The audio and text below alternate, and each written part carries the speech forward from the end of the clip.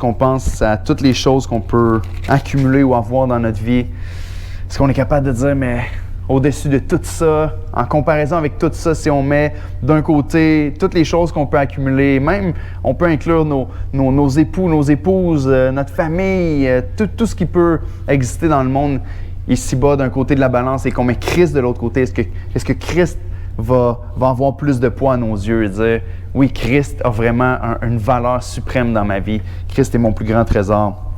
Ce matin, c'est vraiment dans ce sens-là qu'on s'en va avec le message. On continue notre mini-série du mois d'août, mini-série avant de replonger la semaine prochaine dans notre série sur l'Évangile de Marc.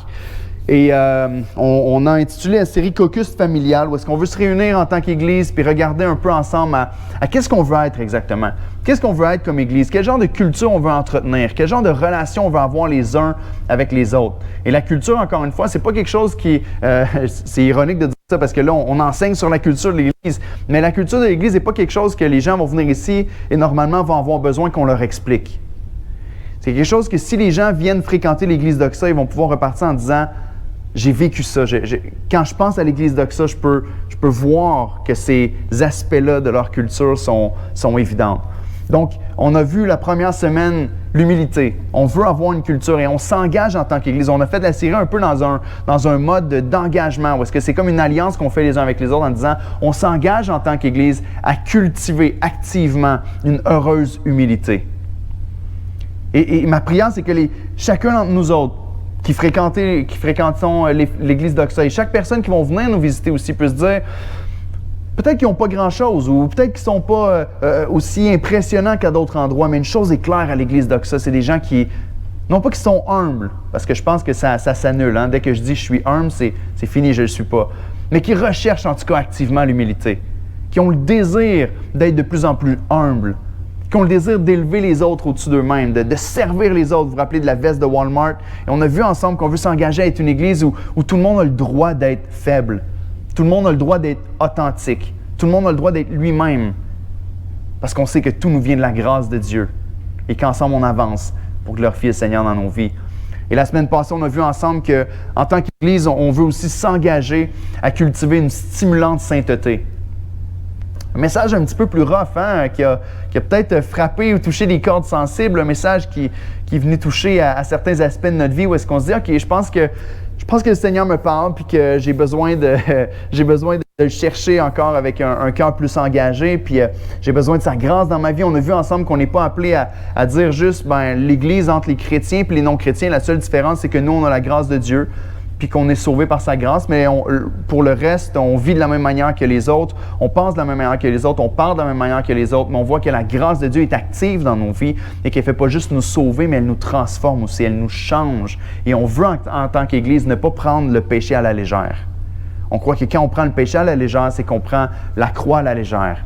Et on ne veut pas faire ça en tant qu'Église. On veut dire non, le péché, c'est grave. Christ nous a rachetés du péché et de la mort que le péché engendre pour qu'on puisse vivre à la ressemblance de Jésus et qu'on puisse vivre à la gloire de Dieu comme des enfants de notre Père céleste. Donc, en tant qu'Église, on veut s'engager à rechercher une sainteté qui est stimulante, qui est encourageante pour les autres, à entrer dans la vie les uns des autres, même si c'est quelque chose qui fait peur parfois dans une société individualiste. Mais on veut s'encourager les uns les autres à avancer dans la sainteté à la ressemblance de Christ et marcher dans la sanctification. Et ce matin, on voit ensemble qu'en tant qu'Église, on veut s'engager à cultiver une puissante passion. Puis là, ceux qui me connaissent un petit peu vont dire, bon, ça c'est la fibre principale d'Éric dans sa vie, mais je crois que tous les croyants, on est appelés à ne pas vivre une vie chrétienne à moitié. On n'est pas appelé à être comme, c'est ça, moi je suis chrétien, je vais à l'église, puis quand on arrive dans le temps de chanter, mais c'est ça, Dieu est merveilleux, on le sait, on l'a appris. Je déteste, une des choses que je déteste le plus dans ma vie, c'est le statu quo, le fait de rester statique, puis d'être, y a-t-il quelque chose de pire qu'une coquille vide? Non? Ou est-ce qu'on dit, moi je suis chrétien, mais que tout ce qui se passe à l'intérieur ou tout le reste de notre vie ne témoigne pas de cette vérité-là? Je crois que Dieu ne nous a pas appelés à vivre un christianisme à la légère. Des fois, on voit tellement des extrêmes d'un côté ou de l'autre qu'on va dire, il faut que tu redescendes un petit peu et que tu sois équilibré. Non, je crois qu'il y en a qui vont dire, vous êtes un peu trop dans la théologie, revenez un petit peu plus dans la présence de Dieu, puis dans l'expérience de la présence de Dieu. De l'autre côté, on va dire, mais vous êtes un petit peu trop dans l'expérience de Dieu, vous avez besoin de revenir un petit peu à la parole de Dieu. Même si je penche des fois un peu plus d'un côté que de l'autre, je crois qu'on doit, au contraire, pousser au maximum dans ces deux sphères-là. Puis dire, je veux expérimenter le Seigneur, mon Dieu, mais selon la vérité de la parole de Dieu. La théologie va embraser mon adoration pour le Seigneur. Ça va être du combustible pour ma vie chrétienne. Et c'est ça qu'on va voir ensemble ce matin. On est appelé à vivre une puissante passion. Pas juste à apprendre des choses, à les savoir dans notre tête, puis à avoir une vie chrétienne qui est stagnante, mais à vivre à fond pour le Seigneur. Il y a un homme qui est un mentor dans ma vie, qui est un frère puis un ami proche aussi, que vous allez probablement voir son visage le jour du lancement sur l'écran pour nous dire un petit mot. Le pasteur Robbie Simons de l'église de Oakville qui nous envoie. Il a écrit un petit livre, tout petit. Il en a écrit juste un dans sa vie, puis c'est un petit livre. Fait que, c'est facile à lire, mais son livre s'appelle Passion Cry. V'là quelques années, avec le groupe Noyau, on a passé à travers son livre dans des temps d'études bibliques ensemble les mercredis soirs. Mais c'est un livre qui est écrit principalement sur cette passion-là. Puis le sous-titre de son livre, c'est « L'apathie est en train de tuer l'Église. Et il y a juste une passion pour Christ qui va la ranimer. » Et je suis tellement d'accord avec cette phrase-là. L'apathie. Le fait d'être... Je vous ai mis une définition, c'est tellement rare. C'est cliché des pasteurs de dire « Voici une définition du Larousse de ce que c'est l'apathie. » C'est la première fois que je fais ça, mais je vous la mets parce que c'est un mot qu'on n'utilise pas nécessairement super souvent. L'apathie, selon le Larousse français, nous dit que c'est une indolence ou une indifférence de quelqu'un poussée jusqu'à l'insensibilité complète, une nonchalance, inertie. Ah! Vous allez apprendre à me connaître. Mais moi, personnellement, c'est une des choses que je déteste le plus. Le fait d'être complètement nonchalant, que les choses de Dieu ne m'affectent pas, que les choses de Dieu ne me bougent pas à l'action. De dire, je comprends dans ma tête que Jésus est mort sur la croix. Gloire au Seigneur. Et de dire, Jésus est mort pour moi, pour de vrai. C'est pas de faker les émotions, mais de vivre le christianisme et que ça te pousse à dire, mais je peux pas vivre une vie qui est négligente et qui est inactive quand je regarde à ce que Christ a accompli pour moi à la croix. Et une indifférence. Vous savez, je suis convaincu, puis je suis convaincu parce que je crois que c'est ce que je vois dans la parole de Dieu, que l'indifférence est pire que la haine. Où est-ce que ça te fait juste rien? Où est-ce que tu viens et que c'est... Vous savez, vous avez peut-être déjà partagé l'Évangile avec quelqu'un qui était indifférent. Vous avez peut-être partagé l'Évangile avec des gens qui étaient haineux, qui étaient juste fâchés, qui disaient hey, « Ferme-la avec ton Évangile, je veux rien savoir de ça, Jésus, l'Église, c'est mauvais, puis tout ça. » Puis d'autres personnes avec qui tu partages l'Évangile, ils t'écoutent avec le sourire, puis au bout du compte, ils font juste faire comme « Je suis content que tu aies trouvé quelque chose qui te fait du bien. Moi, je suis correct, j'en ai pas besoin. » On dirait que c'est encore pire, il n'y a aucune réaction réelle à ce que tu es en train de partager. Il nous dit ici que ça peut pousser jusqu'à l'insensibilité complète, une nonchalance, une inertie.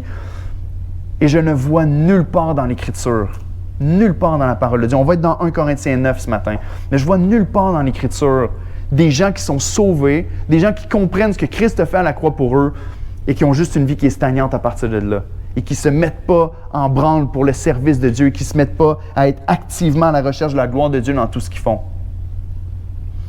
Paul va avertir Timothée qu'il y a des croyants qui ont une apparence de piété, mais qui renient ce qui en fait la force. Je ne veux pas que ce soit nous autres, Seigneur.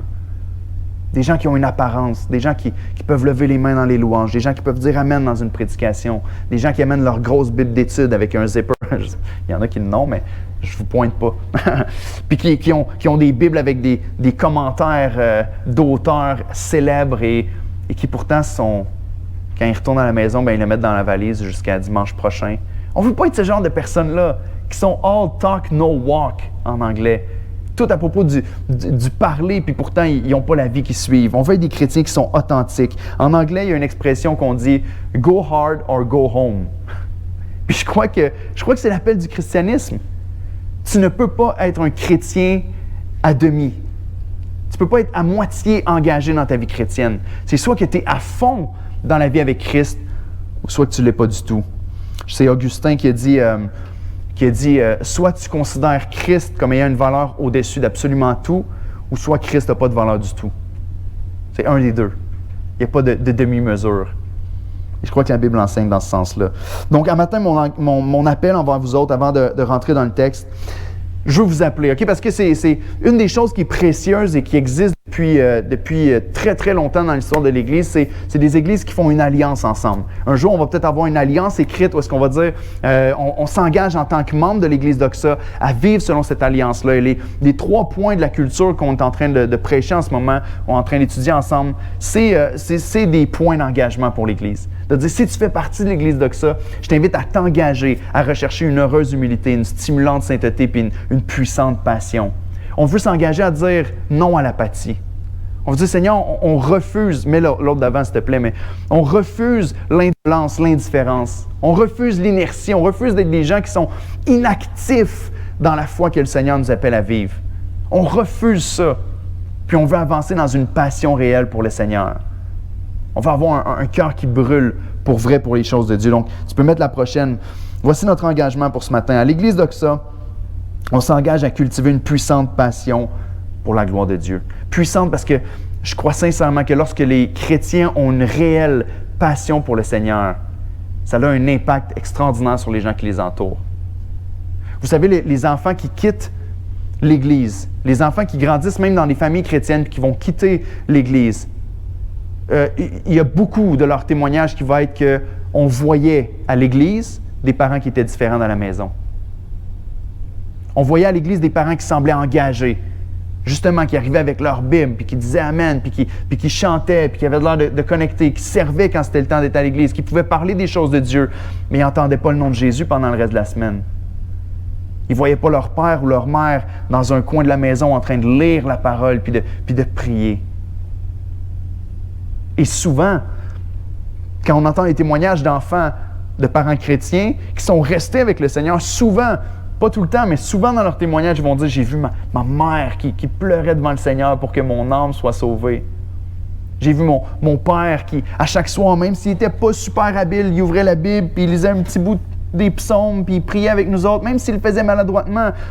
J'ai vu mes parents être autant en amour avec Christ à la maison qu'à l'Église, et ça a un impact extraordinaire. Je suis convaincu que la passion pour Dieu est une des choses les plus puissantes pour le témoignage de Christ autour de nous. Donc, je vais lire le texte de 1 Corinthiens au chapitre 9, les versets 23 à 27, et je vais prier.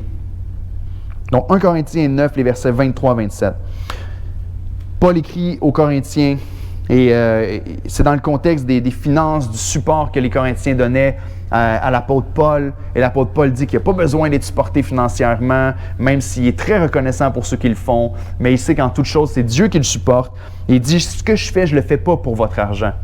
C'est bien, j'ai besoin d'être supporté, de manger. Celui qui vit de l'Évangile doit être soutenu aussi par ceux qui sont autour. Mais ici, il va nous expliquer c'est quoi qui motive à faire le ministère qu'il fait puis à vivre sa vie.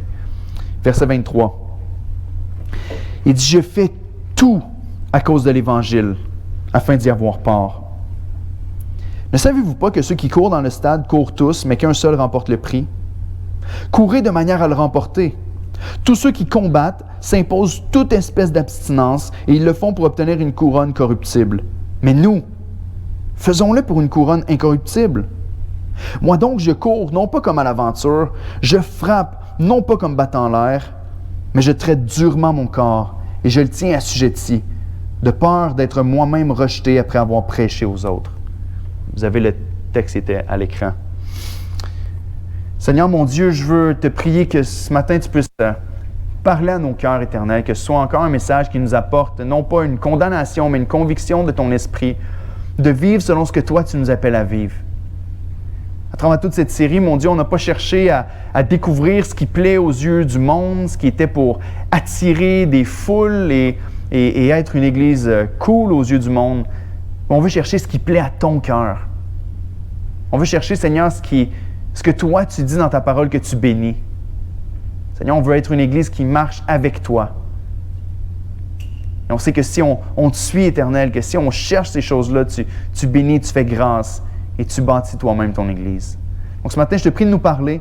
Allume un feu peut-être dans le cœur de chacun de nous autres, une passion fraîche, Seigneur, ou renouvelle la passion dans le cœur de plusieurs. Fais juste encourager celui qui est déjà tellement en amour avec toi, Seigneur, et qui vit pleinement selon ce que Paul est en train de décrire ici. Encore une fois, on a besoin de toi, j'ai besoin de toi, Seigneur, pour entendre ta voix et vivre selon ton cœur. En Jésus-Christ. Amen. La première chose qu'on voit ici en ce qui concerne la passion, c'est que la passion vient d'un objectif clair. La passion vient d'un objectif clair. Tu peux afficher le premier point ici. La première partie du texte, les versets 23-24, il dit « Je fais tout à cause de l'Évangile ». Qu'est-ce qui fait que je fais tout ce que je fais dans ma vie? C'est l'Évangile de Jésus-Christ, afin d'y avoir part. Puis après, il nous donne une analogie sportive. Paul, c'est un gars qui aimait le sport. Plusieurs endroits dans la parole de Dieu, il va nous donner des analogies sportives comme ça. Et ici, il nous dit, ne savez-vous pas que ceux qui courent dans le stade courent tous, mais qu'un seul remporte le prix? Courez de manière à l'emporter. Courez de manière à l'emporter. Si on fait juste retenir une phrase comme celle-là, je veux dire, quand on court de manière à l'emporter dans une course, j'ai jamais fait de course à pied, à part à l'école quand on faisait des petites courses. Des fois, je fais des courses avec mes enfants, puis je gagne tout le temps. mais quand tu cours pour gagner, tu cours pas comme quand tu jogues pour essayer de te mettre en forme. Tu fais pas juste comme de la marche rapide. Des fois, je ris avec ma belle-mère qui fait de la marche rapide. Hein? Quand tu cours pour gagner une course, tu cours, puis tu donnes tout ce que tu as, puis tu sues, puis tu as chaud, puis tu fais des efforts. Puis Paul nous invite à la même chose. Il dit, le christianisme, c'est pas quelque chose que tu fais à demi-cœur. C'est pas quelque chose que tu fais comme, j'espère que je vais gagner la course, en tout cas, puis on va voir, les gens qui pensent, tu cours, tu le vis, puis tu te donnes à 100%. Et la passion, je crois, vient d'un objectif clair. Et la question qu'on se pose depuis qu'on est tout jeune dans la vie, une question qu'on entend tellement souvent, ou c'est quoi le bonheur, ou qu'est-ce que tu fais avec ta vie, pourquoi tu existes? Avez-vous déjà posé cette question-là à quelqu'un ou vous l'êtes fait poser? C'est quoi ton but? C'est quoi ton but? En affaires, on va dire, c'est quoi ton but à court, moyen et long terme? On va avoir des objectifs à atteindre et tout ça. C'est quoi ton but dans ta vie? C'est une question qui est probablement la plus importante à te poser dans ta vie. Qu'est-ce que tu fais de ta vie? C'est quoi que tu veux atteindre?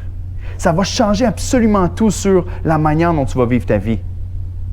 Le but va définir les moyens. Des fois, on va dire, mais la fin justifie les moyens. Et ça veut dire, peu importe de quelle manière tu arrives à ce but-là, c'est pas grave. Fait que tu peux prendre des moyens un peu croches, un peu tordus, tant que le but est atteint, tant que tu as fait ce que tu voulais faire en base. On ne croit pas que c'est l'appel de la vie chrétienne. On croit que le but, par exemple, va définir chacune des étapes de notre vie. C'est quoi le but pour un croyant? La parole de Dieu nous enseigne que le but de notre existence, c'est de glorifier Dieu dans tout ce qu'on fait. Vous vous rappelez de ce passage de l'apôtre Paul dans le chapitre juste suivant, au verset 31, 1 Corinthiens 10, 31, qui dit « Soit donc que vous mangiez, soit que vous buviez, soit que vous fassiez quelque autre chose, faites tout pour la gloire de Dieu. » C'est notre cœur à l'Église d'Oxa quand on parle de notre mission et qu'on présente notre mission aux gens. On ne veut pas réinventer la roue et dire, voici, nous, on a réussi à trouver une mission extraordinaire que pas aucune autre Église a. Je pense que si quelqu'un dit, on a une mission qu'aucune autre Église a, quittez cette Église-là, OK? Allez pas là. Parce que la Bible est claire sur la mission. C'est d'accomplir le grand commandement dans l'esprit de la grande commission, d'aimer le Seigneur notre Dieu. Juste le premier commandement, prenez ça dans votre tête une seconde. Le premier commandement fait appel à tout notre être. Aimer le Seigneur, notre Dieu, de tout notre cœur, de toute notre âme, de toute notre force et de toute notre pensée. Tu peux-tu avoir un appel plus engageant que ça? C'est toute ta personne qui doit être engagée dans l'amour pour le Seigneur. Mais notre mission, c'est de glorifier Dieu en premier. On croit que c'est l'appel que Dieu donne à son Église. Et une des raisons pourquoi plusieurs d'entre nous autres, des fois, on n'a tellement pas de drive, pour utiliser un anglicisme, tellement pas de motivation dans les choses du Seigneur, c'est que notre but n'est pas clair. C'est que notre objectif n'est pas clair devant nos yeux. Il dit, je fais tout pour l'Évangile. Une des choses qui est particulière, ou qui peut nous aider à le voir, des fois, c'est les jeunes du cégep.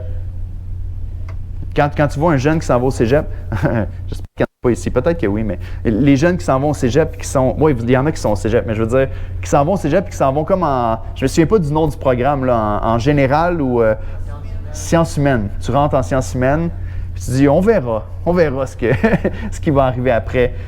Des fois, tu es là, puis tu sais pas trop, ça va être quoi ma carrière, c'est quoi ma vie. Une des questions, mes amis, qu'on se fait le plus poser en tant que pasteur, par des jeunes, mais aussi par des adultes, c'est c'est quoi la volonté du Seigneur pour ma vie? Qu'est-ce que je suis supposé faire?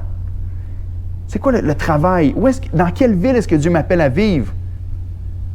Et ma réponse est très simple à ça.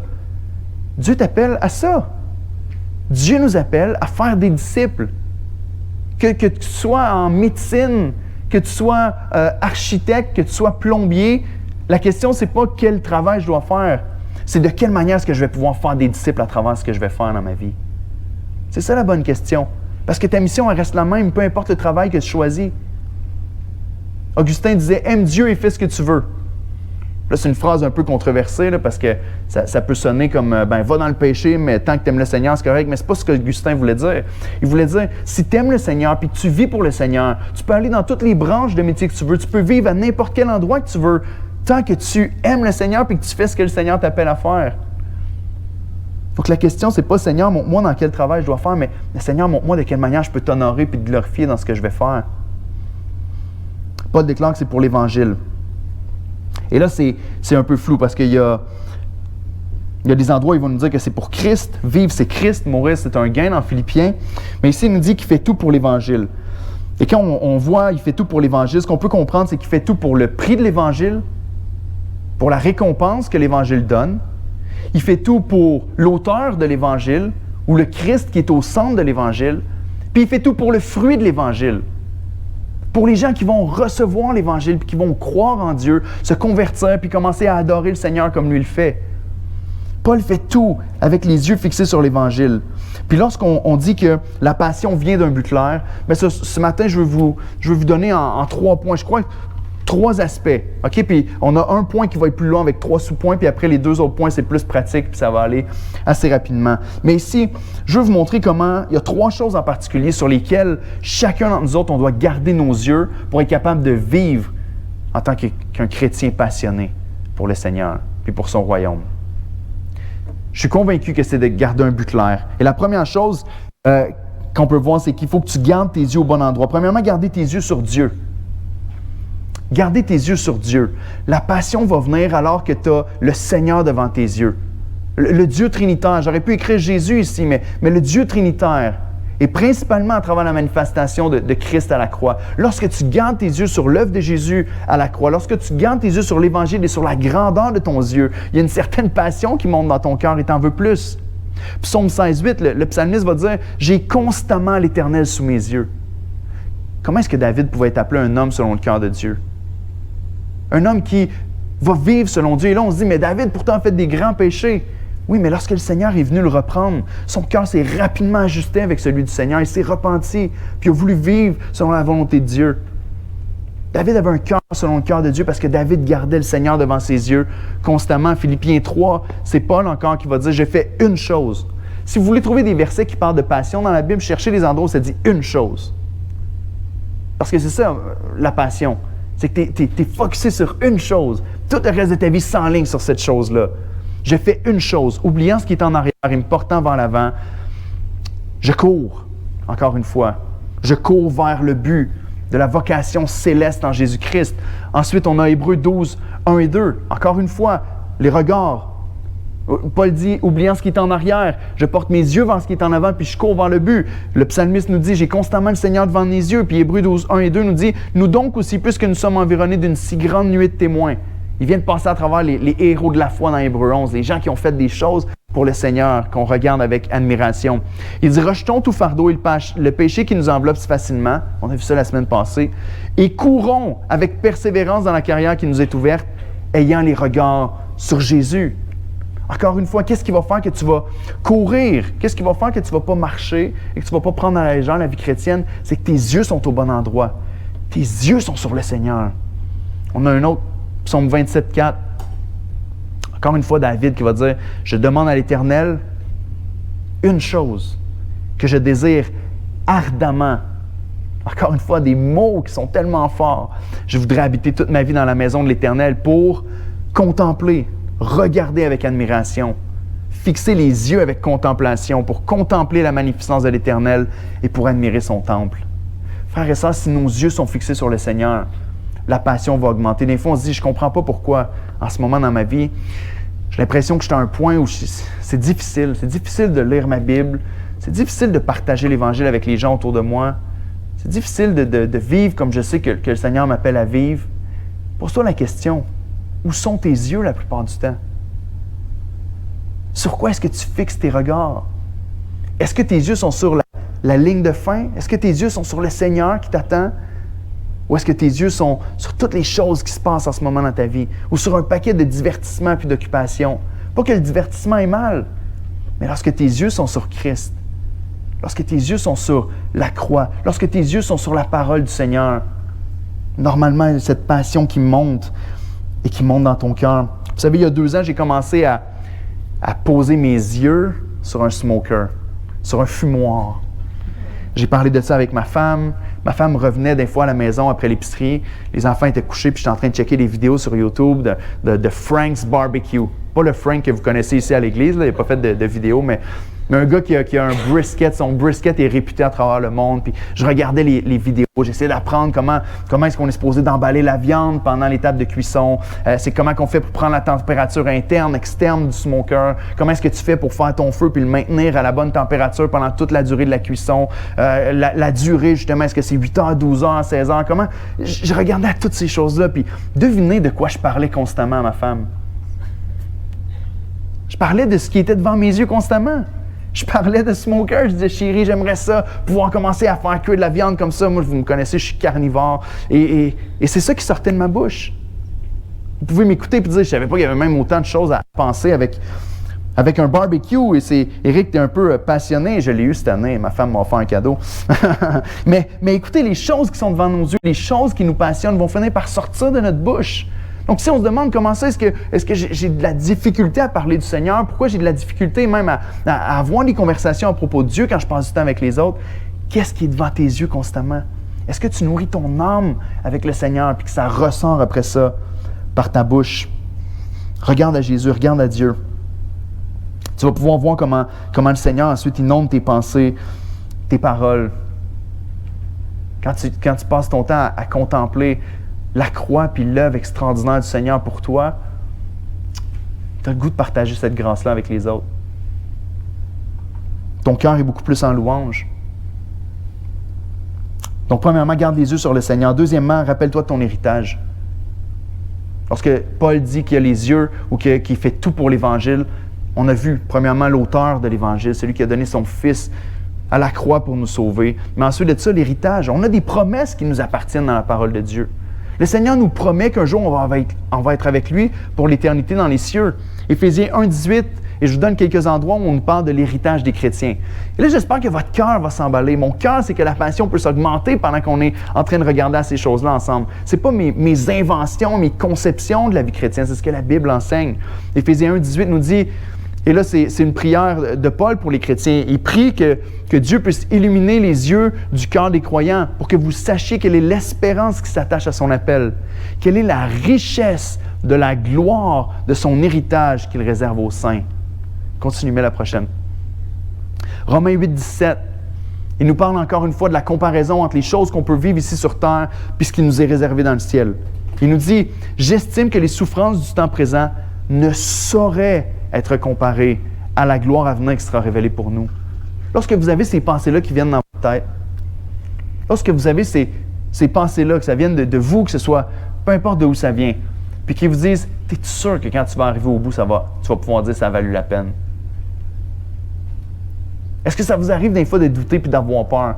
Puis vous dire, « Eh là là, ça me coûte cher être chrétien. J'espère qu'arrivé au bout, je n'aurai pas une mauvaise surprise puis que Dieu n'existe pas. » Est-ce que tu as peur des fois de dire, j'espère que je ne vais pas le regretter, puis que finalement c'était vrai l'affaire du Philadelphia puis des nuages, où est-ce qu'on fait juste chanter pendant l'éternité? Ou est-ce que tu comprends l'appel auquel le Seigneur t'a appelé, les promesses que Dieu te fait en ce qui concerne la vie éternelle? C'est incomparable. Dès que dans ta tête, tu commences à comparer la vie éternelle avec ce que tu vis ici-bas, à chaque fois, rappelle-toi, c'est une mauvaise idée, c'est incomparable, c'est tellement grand. 2 Corinthiens 4, 17 à 5, 1. Il nous dit qu'encore une fois, face aux afflictions, aux difficultés, il dit, car les légères afflictions du moment présent, si vous connaissez moindrement l'apôtre Paul, qui a été lapidé à plusieurs reprises, qui a été frappé de fouet à plusieurs reprises, qui a été laissé pour mort à quelques fois, qui a fait naufrage sur des bateaux, il peut dire que c'est des légères afflictions. On va dire, Paul, il est peut-être fou un peu. Paul, il a peut-être un petit problème. Peut-être qu'il ne comprend pas c'est quoi des grandes afflictions, ou qu'il était peut-être sado. Mais la réalité, c'est qu'il ne comparait pas avec le reste des souffrances du monde. Il comparait avec la gloire qui était à venir. Il dit, les légères afflictions du moment présent produisent pour nous, ils font quelque chose, ils produisent pour nous, au-delà de toute mesure, incalculable, un poids éternel de gloire. Parce que nous regardons, encore une fois, non pas aux choses visibles, mais à celles qui sont invisibles. Car les visibles sont passagères et les invisibles sont éternels. Nous savons en effet que si cette tente où nous habitons sur la terre, notre corps, est détruit, nous avons dans le ciel un édifice qui est l'ouvrage de Dieu, une demeure éternelle qui n'a pas été faite de main d'homme. Est-ce que vous vous réjouissez de l'héritage qui vous appartient en Jésus-Christ? Tout ce qu'on peut connaître dans le monde ici-bas. Et c'est ça qui fait que c'est de la folie pour nous autres, d'être passionnés pour des choses qui sont passagères, des choses qui sont temporaires, des choses qui sont éphémères, des choses qui sont appelées à disparaître. Alors qu'on sait qu'on possède une demeure qui est éternelle. On sait qu'on possède une demeure qui n'aura jamais de fin. Une demeure qui ne peut pas être souillée, qui ne peut pas être brisée, qui ne peut pas être détruite. Dans la présence du Seigneur de gloire, de l'être le plus merveilleux qui existe. Mets encore une fois ton héritage devant tes yeux. Réalise qu'est-ce qui t'attend. Et le dernier passage dans cette section-là, c'est Apocalypse 21, 3 et 4. Ici, encore une fois, on nous parle de la Nouvelle Jérusalem, de ce qui nous attend. Il nous dit, voici le tabernacle de Dieu avec les hommes. Il habitera avec eux. Juste là, n'importe qui est né de nouveau va se réjouir et va être comblé avec cette phrase-là. Seigneur, tu vas habiter avec nous pleinement, sans limitation. Des fois, on est dans la prière, dans la parole, puis on a l'impression qu'on est seul, puis que le Seigneur n'est pas là. Là, il n'y aura aucune limite. Ce qui est de la foi aujourd'hui va devenir de la vue à ce moment-là. Il va être avec nous. Et ils seront son peuple, et Dieu lui-même sera avec eux. Il essuiera toute larme de leurs yeux, et la mort ne sera plus. Il n'y aura plus ni deuil, ni cri, ni douleur, car les premières choses ont disparu. Est-ce que ce n'est pas un endroit où vous voulez vivre, ça? Est-ce que ça ne vous arrive pas des fois quand vous perdez un être cher, qu'il y a quelqu'un autour de vous qui part, qu'il y a des bris de relations parfois, des larmes qui coulent sur vos joues à cause de la maladie, à cause de la souffrance, puis qu'on a la promesse qu'un jour, tout ça va disparaître. Ça va être terminé les conflits relationnels. Ça va être terminé la maladie, complètement. Vivre dans un corps qui ne sera plus jamais malade pour l'éternité. Ça va être terminé le péché et la lutte avec les choses qui font la guerre à notre âme. Moi, à chaque fois que je pense au péché qui disparaît, on dirait que il y a un repos qui vient dans mon âme automatiquement. Seigneur, je soupire après ce jour-là où le péché ne sera plus. Satan va disparaître. Il n'y aura plus de tentateurs. Il n'y aura plus personne pour venir faire la guerre, encore une fois, à notre âme et nous éloigner de Christ. Les larmes vont cesser de couler de nos joues, peu importe les raisons pour lesquelles les larmes coulent. Ça fait référence à la tristesse ici. Bien sûr, on ne parle pas des larmes de joie, mais tout ce qui est triste, tout ce qui amène un fardeau à ton âme, ça va être la légèreté, la paix de l'âme, le shalom du Seigneur, où est-ce que tout est rétabli exactement comme ça doit être pour l'éternité. Lorsqu'on pense à la vie éternelle avec le Seigneur, est-ce que ça ne t'amène pas une certaine motivation pour vivre selon sa volonté sur la terre ici-bas? Moi, ça le fait, en tout cas, dans mon cœur. Garde ton héritage devant tes yeux. La Passion médite souvent sur qu'est-ce qui nous attend. Donc, encore une fois, où est ton attention ces temps-ci? Certains vont dire qu'on ne parle pas assez de l'enfer à l'Église. Moi, je dis qu'on ne parle pas assez du ciel. On ne réalise pas assez, c'est trop flou pour nous autres, pour qu'on puisse se réjouir. C'est trop flou. Mais quand on y pense, écoutez, il y a une citation qui est restée avec moi depuis longtemps de C.S. Lewis qui a écrit justement sur l'utilité de penser, de réfléchir aux choses de Dieu et de la vie éternelle. Il dit, si vous lisez l'histoire de l'Église, vous trouverez que les chrétiens qui ont fait le plus pour le monde présent sont précisément ceux qui pensaient le plus à propos du monde à venir. Des fois, on va se faire reprocher, les chrétiens, de tellement penser aux choses de Dieu puis à la vie éternelle qu'on n'est pas utile pour le monde dans lequel on vit. C.S. Lewis dit c'est totalement le contraire. Les gens qui ont été le plus utiles, qui ont implanté les orphelinats, qui ont commencé des écoles et des hôpitaux, les gens qui ont été missionnaires à travers le monde, c'est des gens qui avaient les yeux fixés vers la vie éternelle. Ils n'avaient pas peur de mourir. Ils n'avaient pas peur de se faire tuer en mission. Ils savaient où est-ce qu'ils allaient après, puis c'était un endroit où il avait hâte d'aller. Paul peut dire, je ne sais pas ce que je dois préférer. Parce que vivre, c'est Christ, mais la mort, c'est un gain. C'est quelque chose qui va être encore plus grand que tout ce que je peux connaître ici-bas. Les yeux sur l'héritage fait en sorte qu'on peut avoir une vie qui est passionnée. Donc, il dit qu'il fait tout pour l'Évangile, l'apôtre Paul. Et certainement, ici, il fait aussi référence à la proclamation de l'Évangile, à la mission qu'on a en tant que chrétien.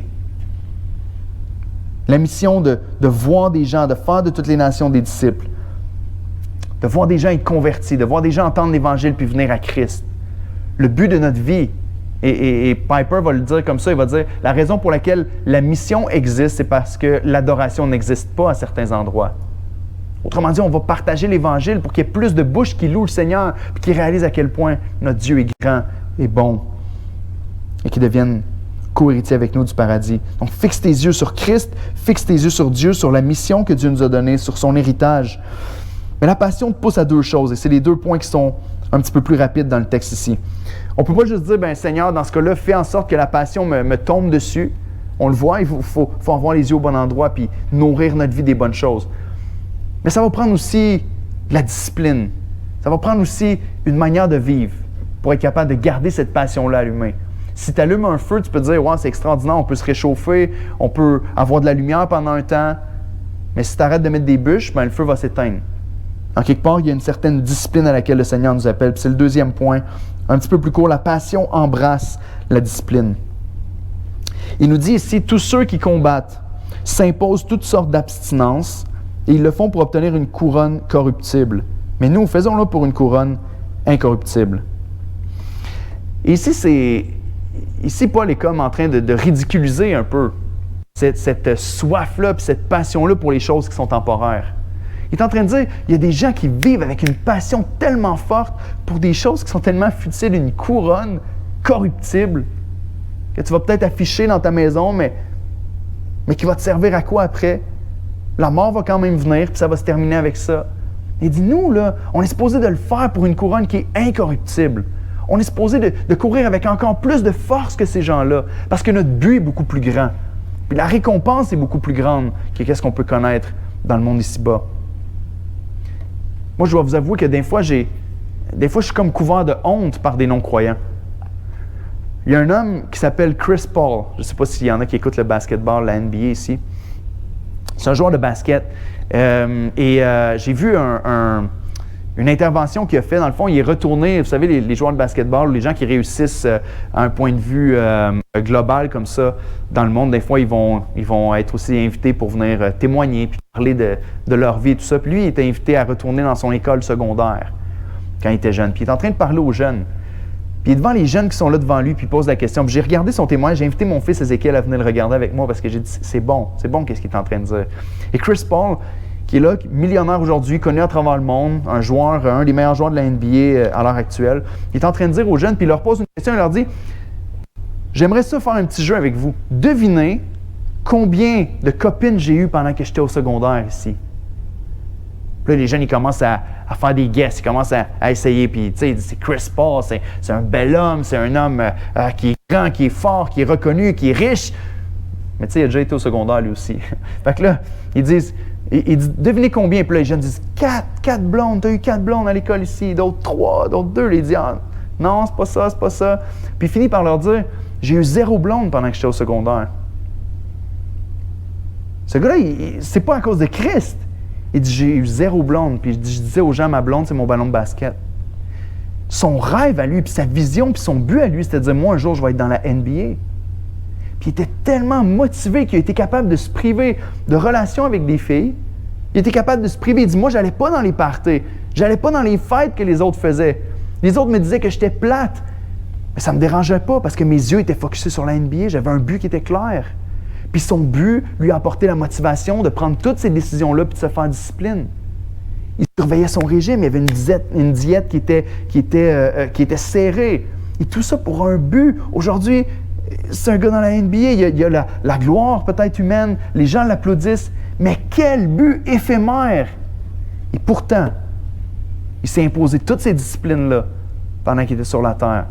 Puis nous, les croyants, qu'on a Jésus-Christ dans notre vie, puis on a un but qui est tellement glorieux, de voir des gens être sauvés par l'Évangile de Christ, de vivre la vie éternelle dans la présence du Seigneur pour l'éternité, et qu'on a de la misère à se motiver, à se faire la discipline, à se lever et lire notre parole, à prendre des décisions. Écoutez, encore une fois, je le répète, ok, je sais que des fois, on ne veut pas tomber dans le légalisme, c'est pas de la condamnation, mais moi, des fois, ça me reprend comme ça, de me dire, ils sont tellement dévoués à des buts qui sont temporaires.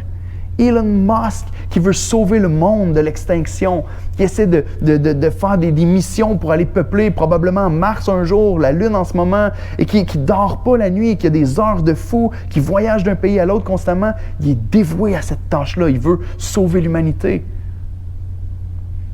Et nous, on a le vrai salut de l'humanité avec l'Évangile de Christ.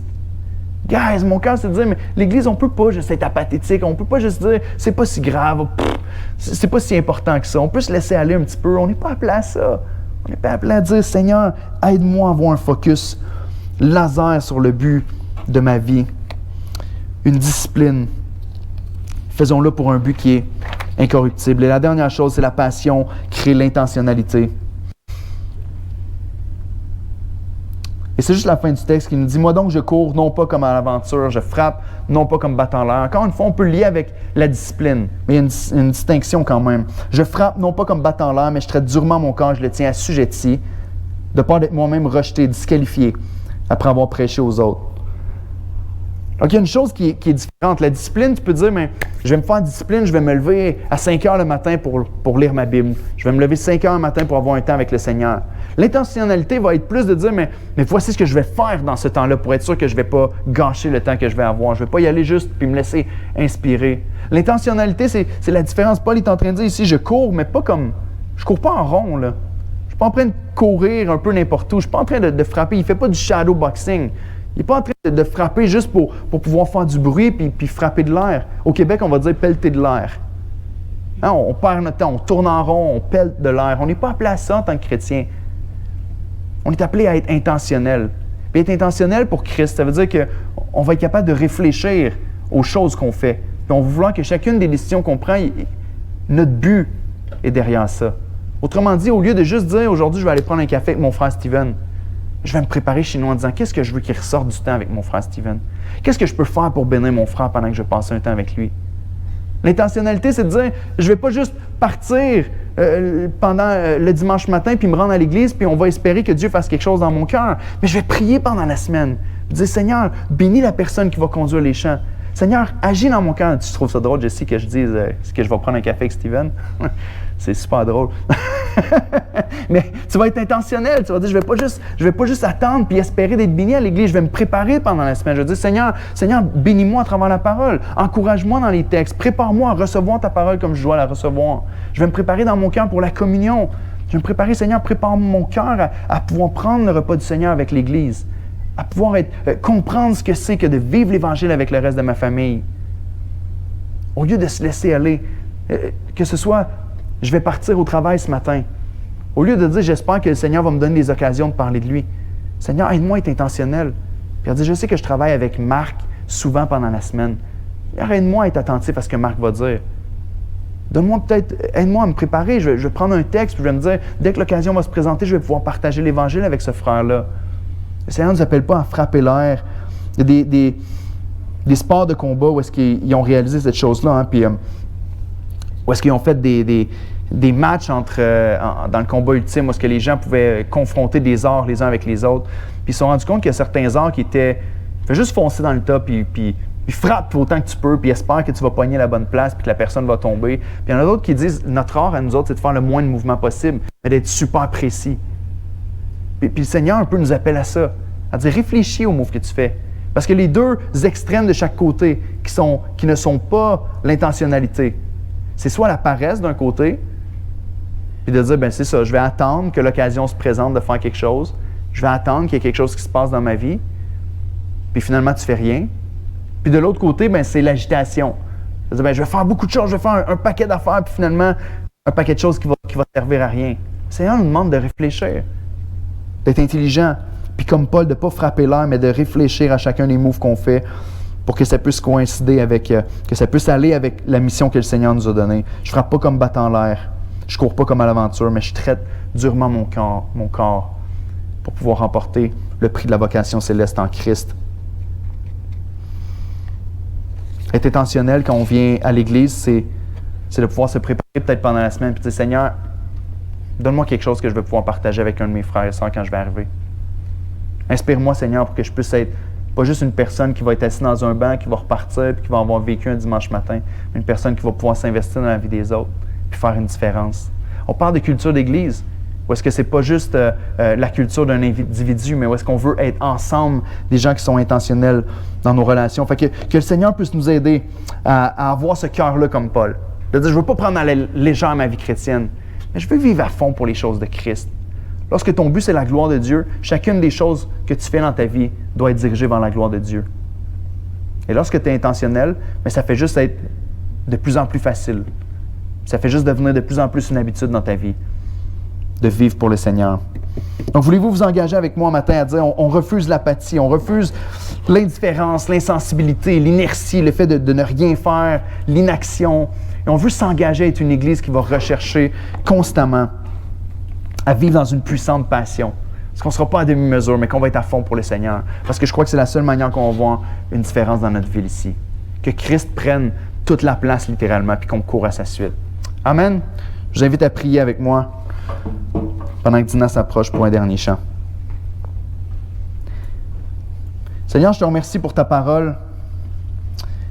La vérité, Seigneur, le texte qui est devant nous, c'est un texte qui parle de toi. C'est un texte qui n'est pas un texte humain, Seigneur. C'est le texte que tu as inspiré par ton esprit. On croit que c'est réellement ta parole et pas celle d'un homme. Seigneur, je te prie de briser notre cœur face à notre indifférence. Je te prie d'agir en nous pour qu'on ne puisse pas tolérer de vivre à demi-mesure et d'avoir une vie qui est passive. Ou est-ce qu'on attend que tu fasses des choses seulement dans notre vie? Tu nous invites, oui, à réaliser que tout vient de ta grâce, toute bonne chose, comme nous le dit Jacques, vient d'en haut du Père des Lumières. Et c'est vrai, Seigneur, c'est toi qui nous donnes toute bonne chose. Mais on te prie de nous donner ce cœur qui veut embrasser ces choses-là que tu nous donnes. Ce cœur-là qui veut vivre réellement selon tes principes. Ce cœur qui veut vivre avec un désir ardent de glorifier dans nos vies. Seigneur, on ne veut pas vivre de manière à ce que les gens puissent voir à quel point nous, on est des personnes extraordinaires, mais on veut que les gens voient Christ à travers notre vie. Mon Dieu, j'ai rien à faire ici si c'est juste de faire des meilleures personnes. J'ai rien à faire ici, mon Dieu, si c'est juste de prêcher un message qui fait du bien à chaque semaine et qu'on repart avec un grand sourire et que pourtant Christ n'est pas plus vu dans notre vie. Ce que je veux, c'est toi, Seigneur. Depuis le premier jour, ce que je te prie, mon Dieu, c'est de faire de ton Église une Église qui reflète réellement ton cœur. Sois honoré par nos vies. Seigneur, on veut être le genre d'Église où les gens qui sont à l'extérieur, qui sont apathiques justement, qui vont nous regarder, peut-être des gens qui sont là à nous voir, vont dire ces personnes-là sont trop intenses avec la théologie. On veut que les gens nous accusent, Seigneur, de mettre trop d'emphase sur ta parole. On veut aussi que les gens nous regardent et qu'ils nous accusent d'être trop passionnés pour toi, d'être actifs, Seigneur, puis de vivre des vies qui sont à fond, qui n'ont aucune retenue. On brûle les bateaux derrière puis on se donne complètement à la vie pour ta gloire. Fais-le, mon Dieu, parce qu'on ne veut pas gâcher notre vie puis on ne veut pas gâcher l'Église. On ne veut pas finir en disant c'était une Église qui faisait beaucoup de bruit puis qui avait beaucoup d'attention. On veut finir avec ton approbation sur notre vie en disant voici mes bons et fidèles serviteurs qui peuvent entrer dans la joie de leur maître. Merci Seigneur pour mes frères et sœurs. Que ta gloire soit manifestée dans ton Église. En Jésus-Christ. Amen.